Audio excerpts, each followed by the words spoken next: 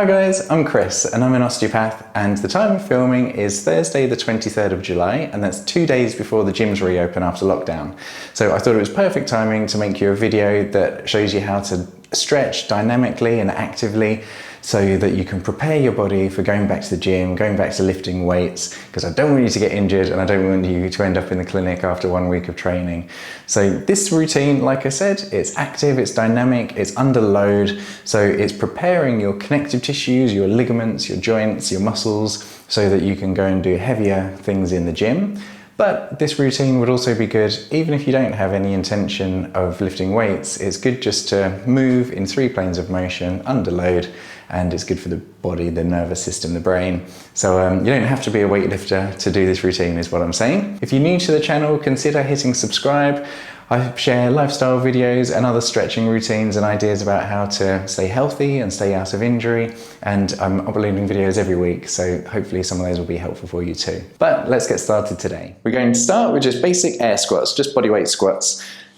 Trying to gradually get our hips a little bit lower. I'm just using my hands out in front for balance, and this isn't a workout, so what we're aiming to do here is just get our joints more mobile, get them looser, and gradually increase our range. Once you feel comfortable with that, we can do little bouncing squats at the bottom, so a little half squat at the bottom there. I'll just do 5 of these. Now, we're going to do what we call the squat matrix, which is where we move our feet around and squat in different positions. Just go to the depth that you feel comfortable with. So I'm going to start with my feet narrow. Just do a little squat.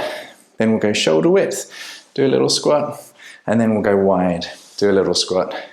We'll come back to narrow, but with your toes pointing in slightly, so your knees drop in. This creates different reactions in the hips. Keep your toes pointing inwards, and we'll squat shoulder width, and then we'll go wide, squat shoulder width, and then we're just going to go feet out and squat shoulder width. So it's a little bit weird, but it gets the joints moving in different directions, preparing the hips, the knees, the feet, and even the core. Now we're going to do a different sort of squat matrix, which is where you keep your feet still, but use your hands to reach in different directions.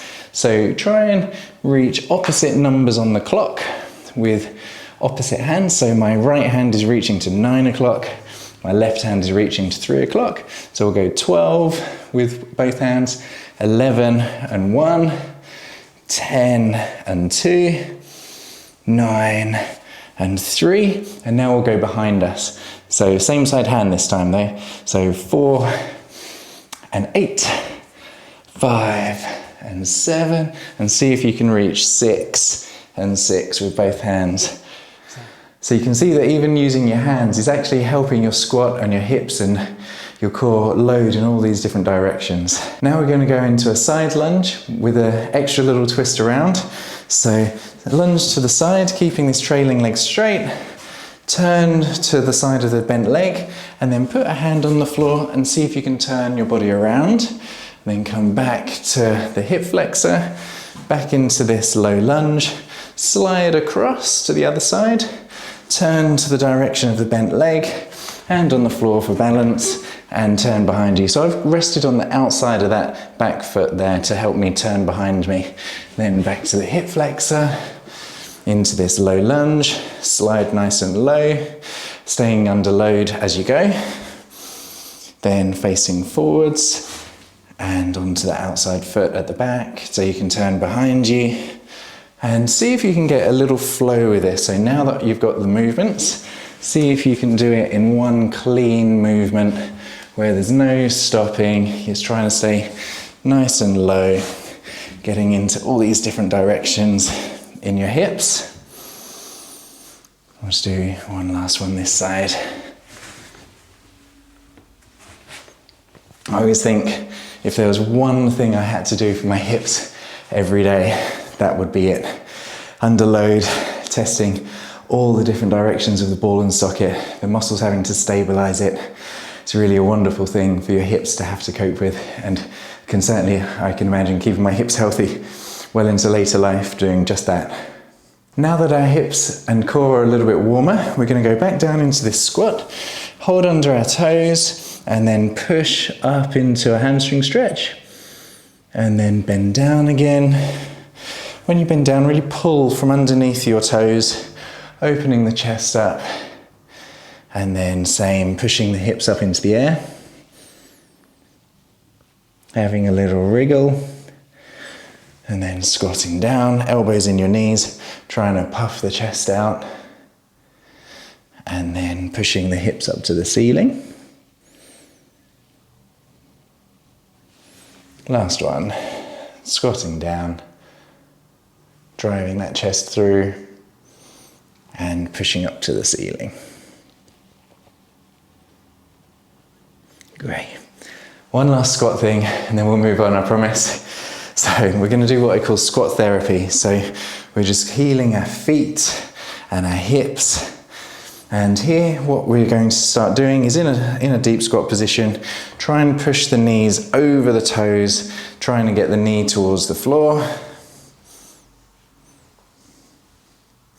And then sit back into a deep squat. If you need to hold on to something for balance, like a chair or a kettlebell, then that's fine, helps keep you balanced. And from here we're going to do what we call the Buddha prayer.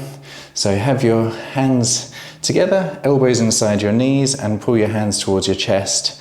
And as you pull your hands towards your chest, that's just going to really open up the knees.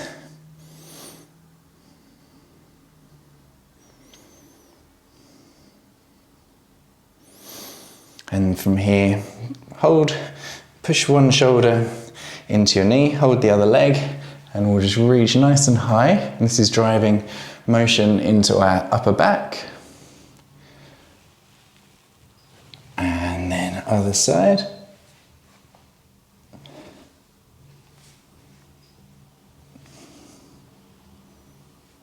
And gently rest your hands onto the floor. You can keep your toes on the floor as well and lean your head down towards the floor, which helps your elbows drive your knees out. Get a nice deep hip stretch. With this stretch, I like to take deep belly breaths. As you breathe in, your belly goes out, and that can help increase the stretch in the deep pelvis, deep hips. And then slowly rest back. So, nice and active, nice and dynamic, hopefully you're warm as well. I'm certainly feeling my heart rate increase. We're just going to jump down onto the floor for some deeper hip stretches. So guys, after all that squatting, we're going to jump into the pigeon pose. Start in a press-up position, take your left knee to left wrist in that direction, take your foot up and across, and then take your back foot back and then across as well. And from here, just sit up nice and tall and gently wriggle in your hip. You should be feeling the stretch in the left butt. If you're not feeling it, just use that back leg as a bit of a rudder, I call it, and find the stretch and wiggle around. And then we can gently drop down onto our elbows and take our hands further forwards. And because we're being dynamic and active today, this is completely optional, but if you really want to prepare your hips for good deep weightlifting and good squatting, you can try and do no hands pigeon pose and just use your hip muscles just to rock up and down. So I'm just closing and opening the gap between my hip and the floor just here, getting a little bit further away from the floor, using these glutes to activate, and then drop down.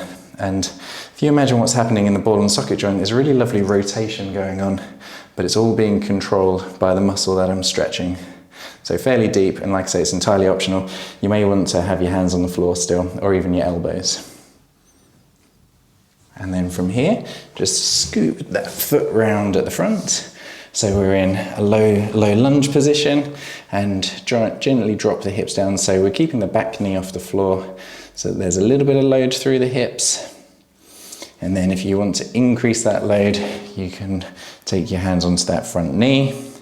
And if you want to increase the load, take your hands off the front knee, gently dropping and bouncing, if your hips feel okay with that, that is. From here, hands back down inside your front foot. Go into a downward dog. My hamstrings are super tight at the moment. I've been doing way too much running. So here it's important that I keep my back straight, but my knees bent.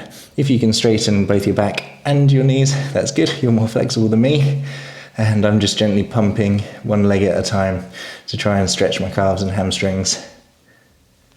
And then from here into a press-up position, right knee to right wrist. Take the foot across and inside. your back foot goes down and across. And here, sitting up nice and straight to begin with, wiggling the hips side to side. And you can drop down onto your elbows, using that back leg as a rudder to find the stretch that works for you. And then you can take your hands further forwards. And the optional extra is to take your weight off your hands, just trying to gently pump those hips up and down, closing the space between the floor and your hip, your sitting bone, and then gently raising up. Small movements. And hands down onto the floor. Scoot that front foot round outside your hands, and then gently pulsing with your back knee off the floor. And from here, you can increase that by having your hand on your front knee. And from there, you can go no hands if you want to. Hands back down inside that front foot. Take your foot back to the other one. We'll go into a downward dog, pushing the hips up into the air, keeping your back straight, and then gently pumping the legs so you're pushing one heel at a time towards the floor. And then from here, bend your knees.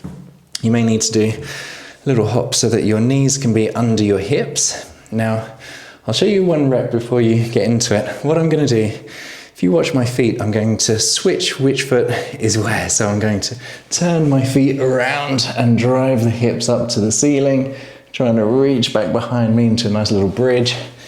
And then feet are back in line again, under my knees are under my hips. And then I'm going to step around, drive the hips up, opening up the chest, reaching up and over. So this is a bit of a back extension exercise and a shoulder extension exercise as we switch sides. For me, I love this stretch. It really helps load and open my shoulders, but it also makes me feel like a break dancer. So I love it.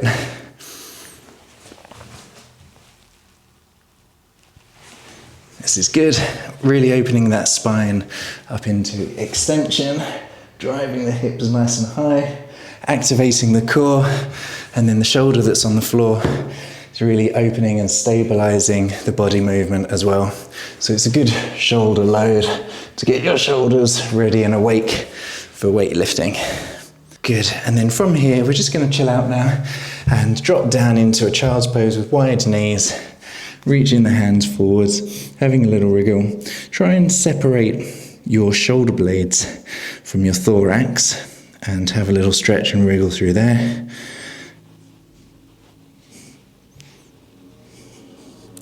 And we can take our hands one way across the floor and then take our hands the other way across the floor, opening up the lats. And then we'll swing ourselves round into a shin box, which is where your shin is parallel to your thigh, and just gently rock down, driving your chest towards your front knee, your shin and your foot. Shin, knee, foot. And then swivel on your bum and drive your chest down to your shin, knee and foot. Shin, knee and foot. And then back to the first side. Take your opposite hand to hold your shin and reach up and over, really opening up the lower back. And then switch sides again, really opening up the lower back. So opposite hand to shin, reaching up and over with the other hand. Lovely lower back and lat stretch, thorax stretch. And then we'll go into a sitting position. Take one hand behind your lower back and just lean the head away, gently dropping down and using the weight of the other hand to stretch your neck. And then switch sides, other hand behind the lower back, drawing the head and neck away. Cool. So, some of that was quite intense. Definitely got my heart rate going, and I've been running a lot recently, so my joints haven't felt load like that for a little while, which is good. That's the point of it. So As we add loads to our body like this, it's preparing our connective tissue, our muscles, our joints, and even our brain to help control movement under load in 3 planes of motion. And then that should mean that you're ready and raring to go when the gyms reopen in a couple of days. Now, as I said earlier, I release videos like this every week. They're either exercise videos that help you understand and control your body, or they're lifestyle things that help you lead a more intentional and healthy life. So if you're interested in that sort of thing, please hit subscribe and I will be eternally grateful. And until next time, have a healthy week.